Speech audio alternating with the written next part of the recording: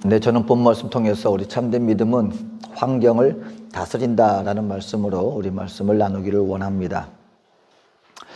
여러분, 우리 사람은요, 환경을 떠나서는 살 수가 없죠. 우리는 영적인 존재가 아니에요. 우리 이 땅 가운데 물질과 보여지는 바로 이와 같은 3차원적인 세상을 살아가고 있기 때문에 우리는 환경을 절대로 떠나서도 살 수 없고 환경을 무시해서 살아갈 수도 없습니다. 특별히 감사하게도 지금 우리 이 브라질에 우리 거주하시는 분들은 확연하게 이 환경이 우리에게 어떤 영향력을 가져다 주는가를 어찌 보면 날마다 체험하면서 그 환경 속에서 살아가고 있습니다. 왜요?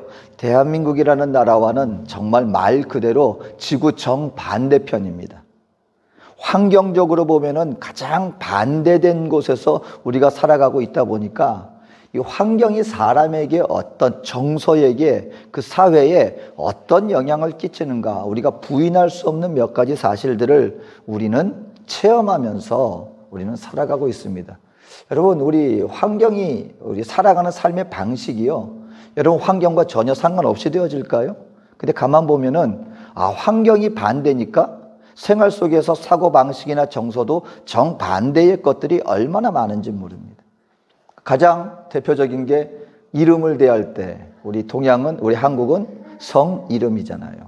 근데 이 남미 쪽, 이 지구 정반대 이곳은 무엇이 먼저입니까? 이름 먼저, 성 먼저. 이름을 기입하는 것부터 반대예요. 날짜도 기입하는 것이 정반대죠. 우리 동양에서는 연도, 달, 그리고 일. 근데 여기 남미에서는 일, 월, 그리고 연도. 모든 것이 반대입니다. 정서적으로도 반대예요. 색깔에 대해서도. 저는 자동차를 구입할 때 반대도 이렇게 반대인가? 대한민국에서는 검정색 계통이나 옷을 살 때 생각하는 이유 중에 하나가, 특히 남성들은 때 잘 안 타니까, 몇 번 입어도 까만 거 입으면 때가 잘 안 타니까 주로 검정색을 선호합니다. 근데 현지인들은요, 검정색 자동차를 구입을 할 때 흰색이나 회색을 더 선호한답니다. 이유는 검정색은 때가 더 잘 타기 때문에. 때가 잘 타기 생각하기 때문에 검정 것을 사면 더 힘들다는 거예요. 그래서 하얀색이나 회색을 더 선호한다는 거예요. 왜? 때가 타는 게 잘 안 보인다는 거예요. 이게 정서적으로 얼마나 이것이 참 반대인가. 가만 생각해 보면 그래요. 남미에서는요, 먼지가 많아요. 그리고 약간 밖에 나가면 진흙도 많아요. 그러니까 검은 차 타고 가면 금세 그냥 진흙이나 묻어버리면 때가 많이 탑니다. 그런 환경적인 요인도 있겠죠. 그런데 생각이나 정서가 나는 이렇게까지 정반대일까? 그리고 우리 가정 가운데서는, 우리 동양에서는 주로 이 가정 가운데 대표적인 갈등을 얘기할 때 어떤 갈등을 얘기합니까? 고부간의 갈등을 얘기해요. 고부간의 갈등. 며느리와 시어머니와의 관계가 그렇게 편한 관계가 아니다. 근데 남미에서는요, 사위와 장모의 관계가 우리 한국의 고부간의 관계처럼 남미에서는 이 사위와 장모 간의 관계가 편치 않다는 식으로 인식이 되어 있습니다. 농담을 할 때 보면은요, 그래서 우리 사위와 장모 간의 어떤 그 갈등을 소재로 한 풍자하는 그런 농담이 거기에는 등장을 해요.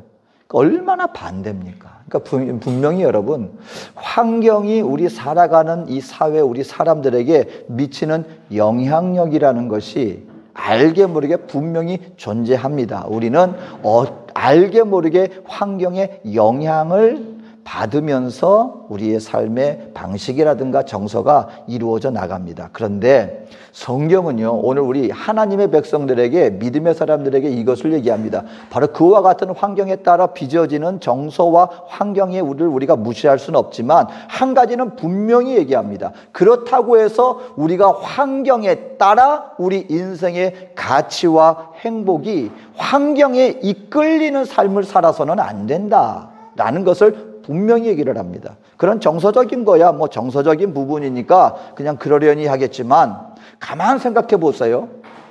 우리 인생들이 그것을 떠나서, 그런 정서적인 영향을 떠나서 결국 우리가 바라보고 우리가 느끼고 추구하는 것들이요, 바로 그와 같은 환경으로 말미암은 것이라고 한다면, 환경의 그 어떤 것이 가져다 주는 것이 우리 인생의 목적이 되어버리기도 하고요.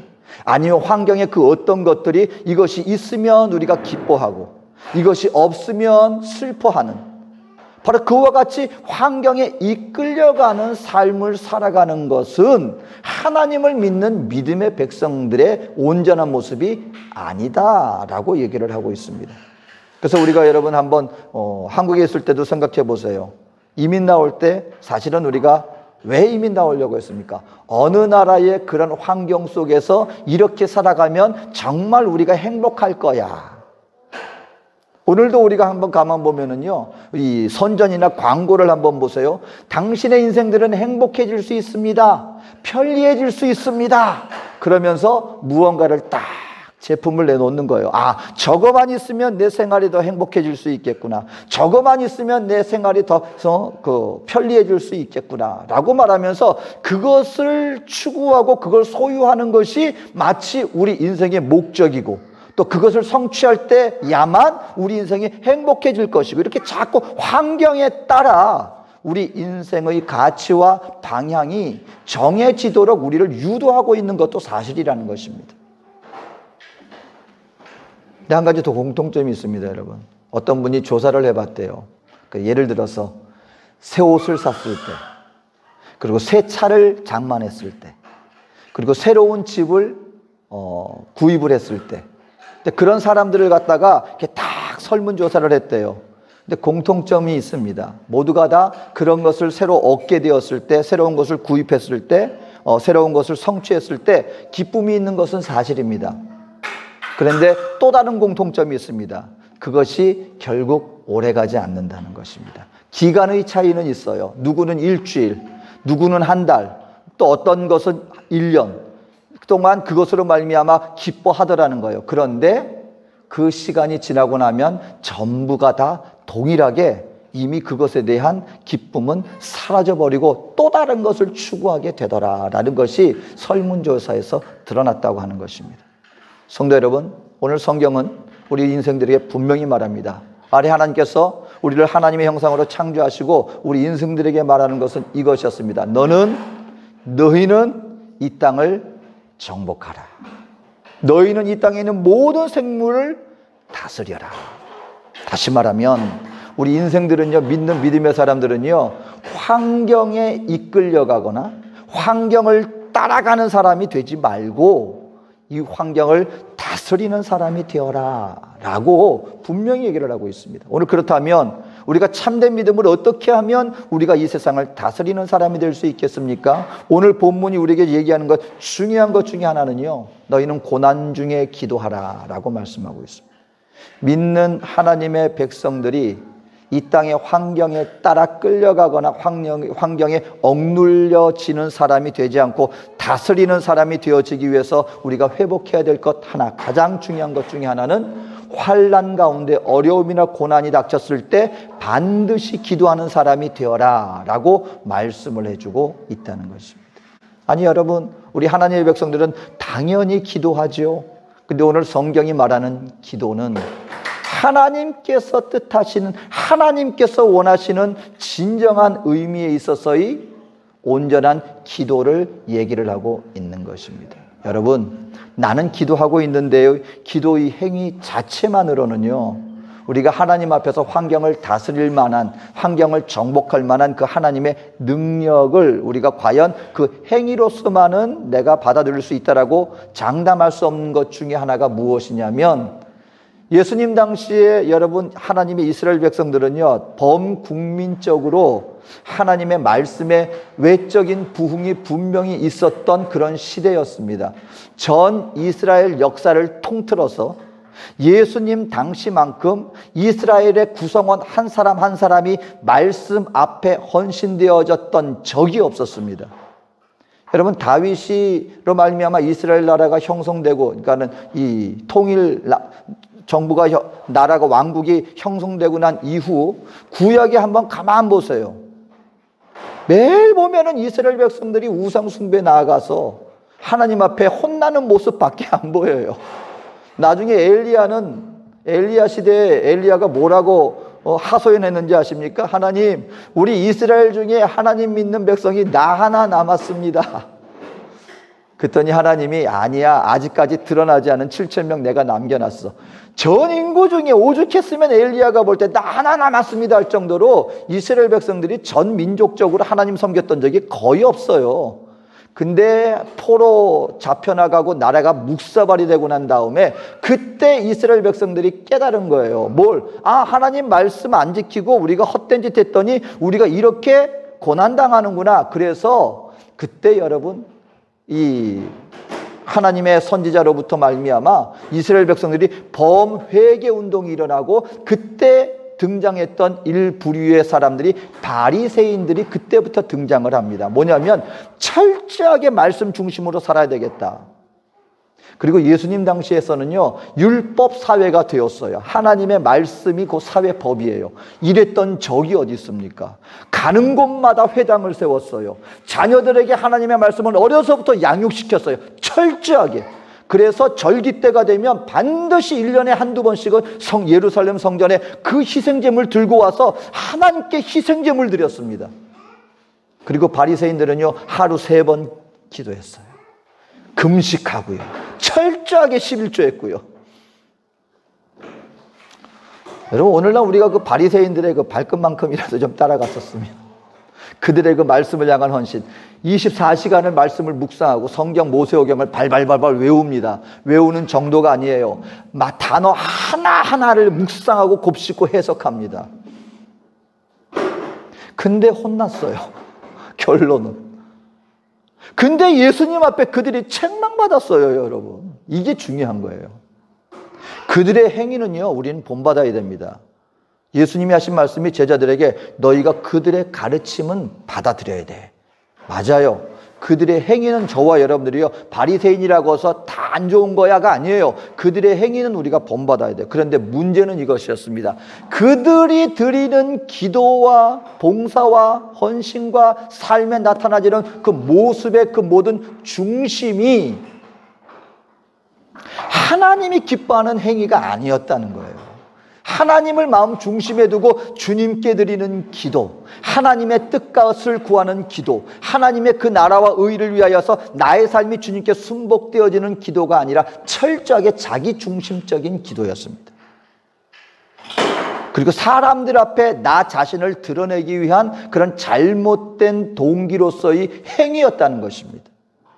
오늘날 우리 교회도요, 오늘 하나님 앞에서 어느 때보다도 여러분 온 세계 사람들이 대한민국 하면 다 기도하는 나라로 알아요. 그 새벽 기도와 철학 기도와 주님 앞에서의 그 놀라운 부흥의 역사가 온 세상 사람들에게 대한민국은 나라가 아직도 이름도 들어보지 못했을 그때에 우리 대한민국의 교회에 대한 간증은요, 온 세상 사람들에게, 온 세상 교인들에게 경종을 일으켰습니다. 대한민국 하면은 전부 다 기도의 사람으로 알고 있었어요. 근데 여러분, 오늘날 저와 여러분들이 지금 이 시대 그 하나님의 부흥으로 우리 하나님의 우리나라를 얼마나 높이 세워주셨는지 아십니까? 우리 남미에서는요, 정말 그걸 그 피부로 체험해요. 제가 처음 파라과이 왔을 때 가장 부러웠던 것 중에 하나가 독수리 여권이었습니다. 미국 여권.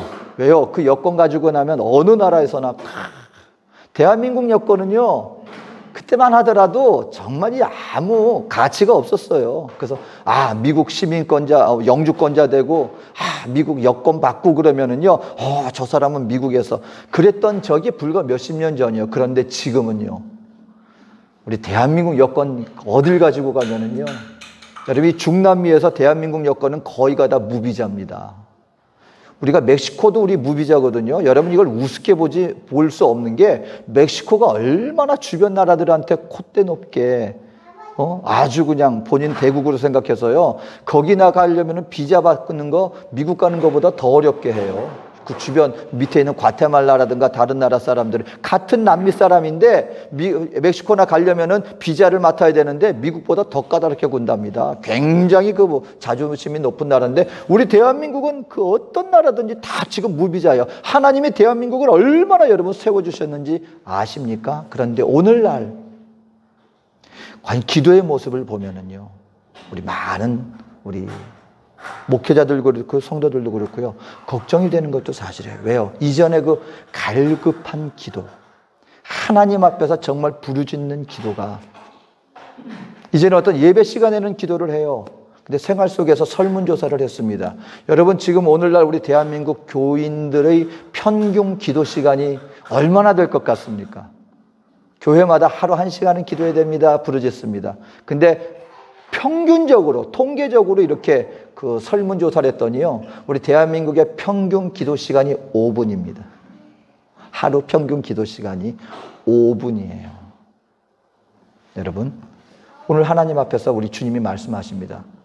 너희가 정말 환경을 다스리는, 환경에 끌려가는 자가 아니고 환경을 다스리는 자가 되어지기를 원하느냐? 그렇다면 너희는 기도해야 된다. 근데 그 기도가 어떤 기도냐? 나 주일날 기도하는데요. 그런 기도가 아니라 일반 생활 속에서 정말 범사의 삶 속에서 내가 하나님을 찾는 그런 기도가 있어야 합니다. 이유는 무엇인지 아십니까? 기도 안 하면 환경을 우리는 이길 수가 없어요. 환경을 무시하지 마십시오.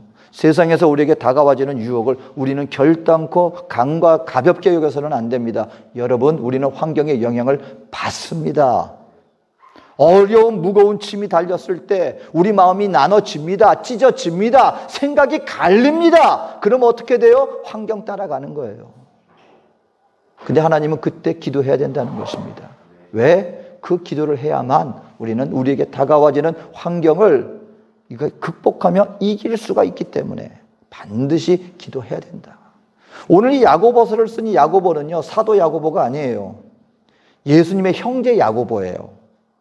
처음에 예수님 안 믿고 막 비난하고 그랬다가 나중에 부활의 예수님을 만나고 이 형제 야고보가 하나님의 지도자가 되었습니다. 초대교회 지도자가 되었는데 이 야고보, 예수님의 형제 야고보의 별명이 있습니다. 낙타무릎이에요. 책으로 여러분 읽어보셨을지 모르겠어요. 왜 낙타무릎이냐? 하도 무릎 꿇고 기도했더니요, 무릎에 이게 굳은 살이 배긴 거예요. 그 낙타무릎처럼 울퉁불퉁해졌어요. 얼마나 기도했는지. 여러분, 예수님을 보세요. 하나님의 아들이시면서 그 십자가를 앞두고 아니면은 제자들을 선택해야 된다거나 큰일을 앞두게 될 때 예수님이 뭐 하셨는지 아십니까? 하나님이신데 육신을 얻고 이 땅 가운데 오신 예수님은요, 땀방울이 핏방울이 되도록까지 기도하시고 그래서야 환경을 극복하셨어요. 예수님이 왜 그렇게 여러분 땀방울이 핏방울이 되도록 기도하셨을 것 같습니까? 십자가 앞에 두니까 이게 힘든 거예요.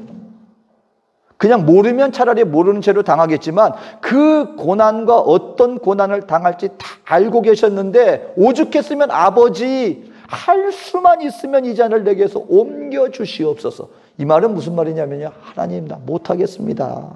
할 수 있으면 이거 옮겨주세요. 왜? 이 환경이, 이 고난이 내가 감당할 수가 없을 것 같습니다. 이길 수 있었던 유일한 길은요, 기도였어요. 땀방울이 핏방울이 되도록까지 기도하시고 나서 그때 주님의 은혜로 비로소 이 고난 뒤에 장차 주어질 영광의 그 날을 마음에 확신하고 그리고 일어나신 거예요. 그리고 그걸 감당하셨습니다. 하물며 저와 여러분들이야. 우리 연약한 인생에 우리에게 다가온 정말 여러분 감당하기 힘든 일들, 우리 인생들 아마 누구나 정말 당황스러웠던 일들, 정말 우리 마음으로 하여금 내가 과연 이걸 이겨낼 수 있을까 싶은 우리 마음과 심령을 억누르는 그 환경을 우리가 아마 한두 번쯤은 다 우리가 경험해 봤을 것입니다. 여러분, 그럴 때 우리 믿는 성도들은 기억하십시오. 기도해야 합니다. 그럴 때 비로소 우리는 환경을 이기며 나갈 수가 있게 되어지는 것이다. 두 번째는요, 오늘 성경 우리에게 말합니다.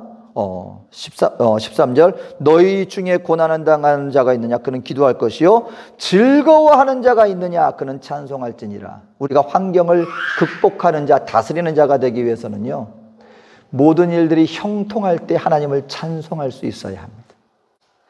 우리가 하나님 앞에 할 때, 저도 가만 보면 이 설교 내용 거의가 다 좀 많은 경우가 이제 고난에 대해서만 얘기를 한 것 같아요. 마치 우리 성도들에게는 항상 고난만 있는 것처럼. 그런데 그게 아니라 오늘 성경은요, 우리들에게 우리가 형통할 때도 우리가 그것을 어떻게 해야 이 축복된 삶으로 누릴 수 있는가를 말씀해 주시고 계십니다. 여러분, 우리가 고난 때도 우리가 이 환경을 잘 다스려야 되지만요, 형통한 삶도 우리가 누릴 수 있어야 돼요. 형통한 삶도. 그 형통한 삶을 우리가 하나님 앞에 정말 축복으로 누릴 수 있기 위해서는 어떻게 해야 되느냐? 우리가 모든 일이 다 형통케 되어질 때 하나님 앞에 나와 예배하고 그리고 찬송하고 감사하며 하나님이 원하시는 그 사역을 찾아가야 할 때, 찾아갈 때 비로소 우리에게 주신 그 형통의 복이 우리에게 축복으로 누려질 수 있게 되어지는 것이다. 아니, 그러면 잘 될 때야 하나님 앞에 찬양하기 뭐가 어렵다고, 우리 모든 일이 형통할 때 찬양하라고까지 굳이 말씀하십니까? 근데 여기에 일상적인 우리 모든 것이 형통한 사람들이 여러분 마땅히 해야 될 이것에 함정이 있어요. 뭐냐면 하나님 앞에서 어려움 속에 기도하였더니 하나님이 응답해 주셔서 축복을 해 주시잖아요. 그때 우리가 어떤 것을 많이 접하게 되냐면요, 그 축복된 삶을 가지고 하나님 앞에 나와서 찬양하는 자리에 안 나와요. 모든 것이 형통케 된 다음에 쾌락의 자리로 갑니다. 육신의 쾌락의 자리로 가게 되어집니다. 그 하나님을 마땅히 찬양하는 자리에 가면 그 축복이 되는 거예요. 그로 말미암아 그 영혼도 살고 삶 속에서 하나님이 주는 풍요로움을 정말 감사함으로 하나님 나라를 위하여서 영화롭게 사용하며 정말 주님이 주시는 은총 속에 나가게 되는데, 많은 경우에 모든 것이 형통케 되어지면 알게 모르게 우리의 육신의 소욕이 싹 올라오는데, 그때 하나님의 찬양하는 자리로 가지 않고 쾌락의 자리로 찾아나갑니다. 죄의 자리로 찾아나갑니다. 욕심의 자리로 찾아나갑니다. 더 많은 것을, 아직도 부족합니다.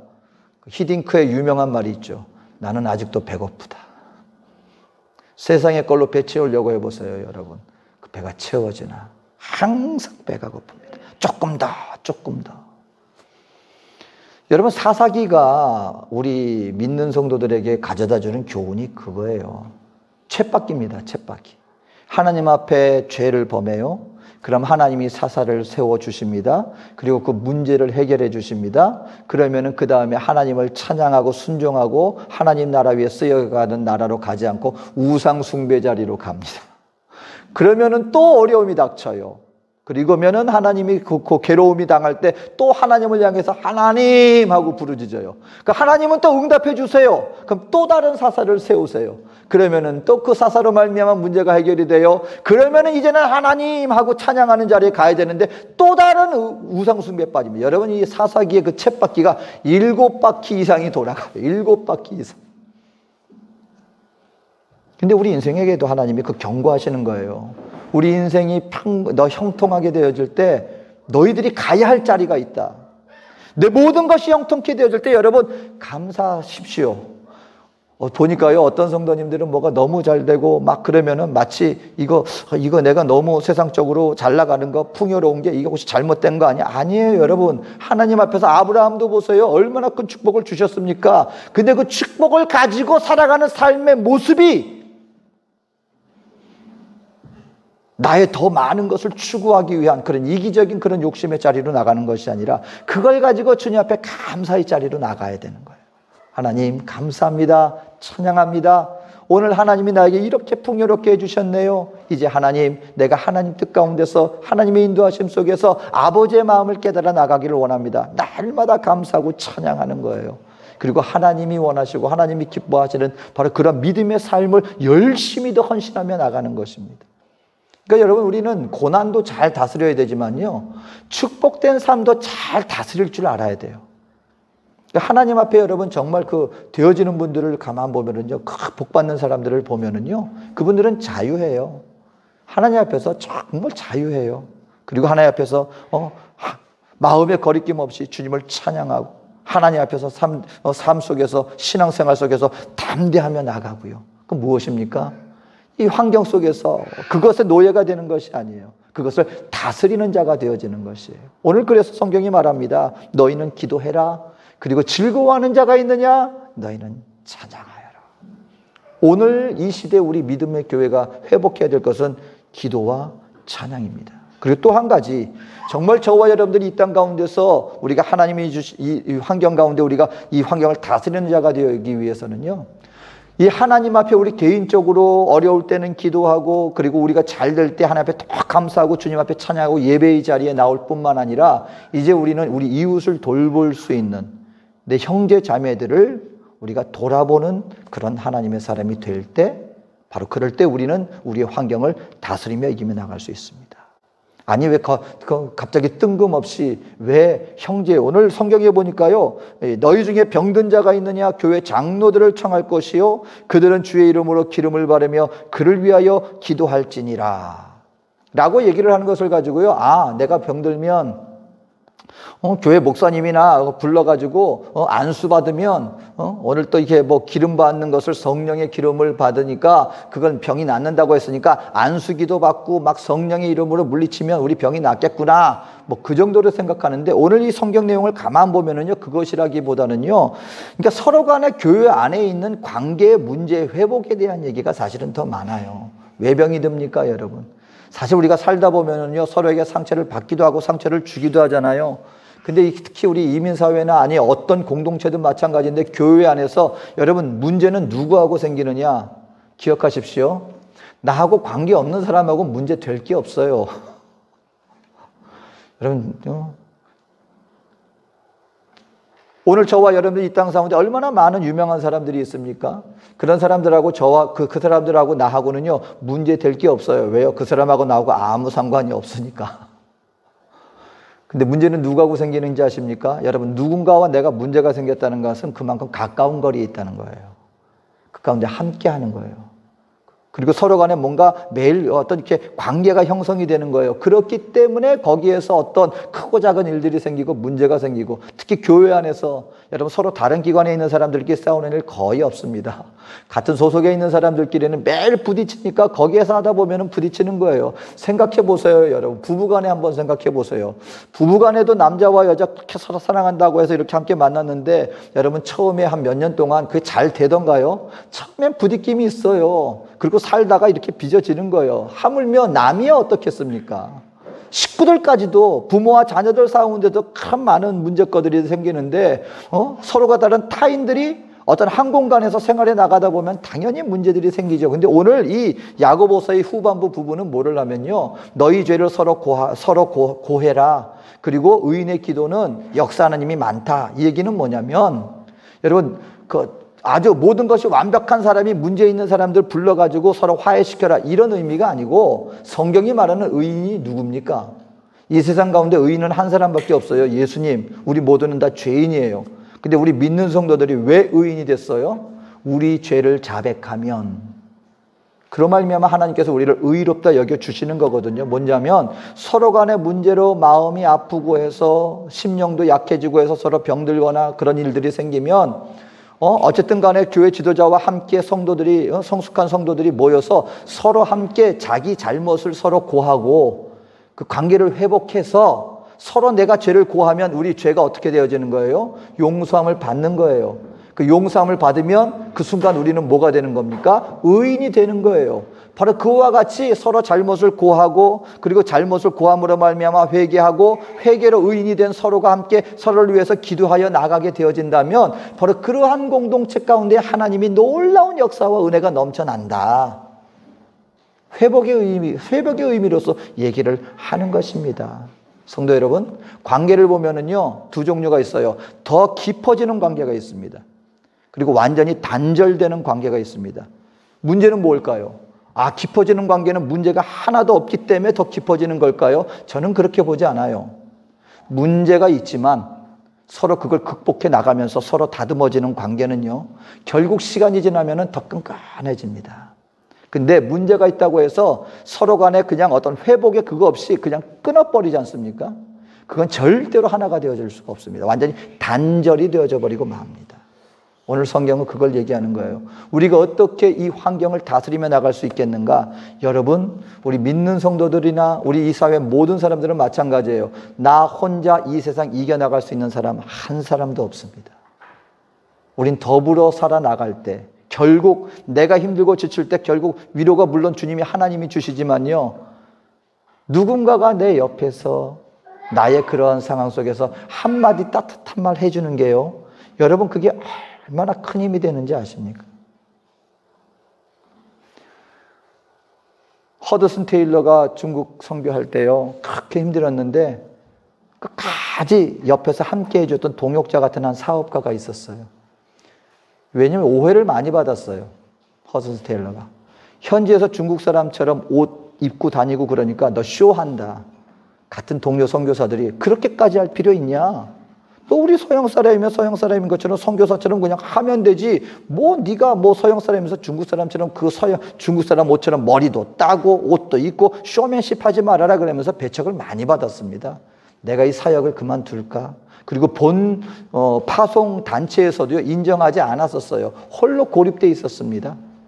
근데 그때 함께했던 사업가 이 허드슨 테일러를 이해했던 사람이 잠깐 두고 나랑 같이 여행합시다. 자기가 자비 들여서 같이 여행을 하면서요, 다른 거 안 했어요. 당신 잘하고 있습니다. 당신 할 수 있습니다. 이것이 힘이 되는 거예요. 여러분, 우리 하나님이, 물론 우리는 하나님만 의지해야 해요.